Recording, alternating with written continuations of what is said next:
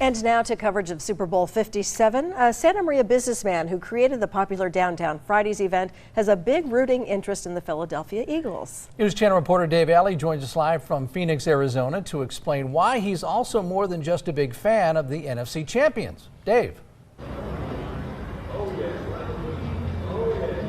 Well, CJ and Beth, in 1976, a man named Vince Papale, who grew up in a Philadelphia suburb, and probably earned a place on the Philadelphia Eagles after going through a private workout. It came despite Papale never having played college football. Now, his remarkable story was the inspiration behind the 2006 Disney film Invincible.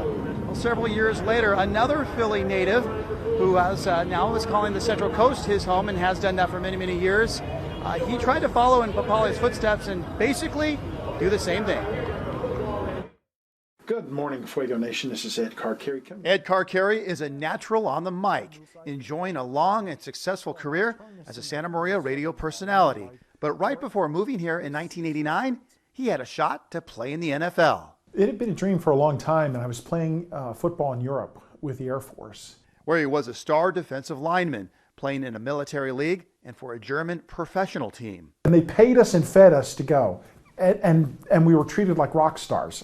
At the age of 25, Carcari was in prime physical shape at 6'1", 300 pounds. I was in the top 10% of strength and speed for an NFL lineman in 1989. I was really fast and really strong.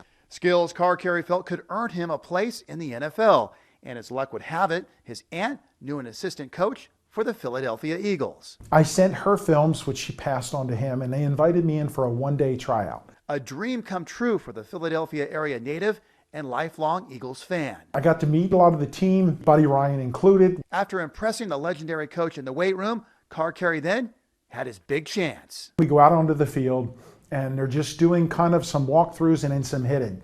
And they're just letting me go in just to see what I could do. Unfortunately for Carcari, it didn't go quite as planned. In about 10 seconds, everybody who was watching knew I wasn't ready for the NFL. Fastest tryout ever in the world. His NFL career was over pretty much as soon as it began. They didn't see anything. I could have told him that after the first couple plays. While his tryout may have ended in failure, Carcari says what happened that day actually turned out to be a positive personal turning point, a valuable lesson learned about what it takes to be successful in life. Whether you're on a field in a uniform or in business, it's the work ethic. It's the due diligence you're doing before the ball's ever snapped or before you ever open a business. Skills he used throughout his career as a businessman, motivational speaker, and community leader. While Carcari never played for the Eagles, he says he has no regrets or disappointment about his very brief encounter with the NFL. And I wouldn't change anything. What happened was meant to be. Where I'm at now, I wouldn't change my life whatsoever. Yeah, sure, I'd love to be able to tell my kids I played for the Eagles, but I've had such a great life, so this is good the way it is.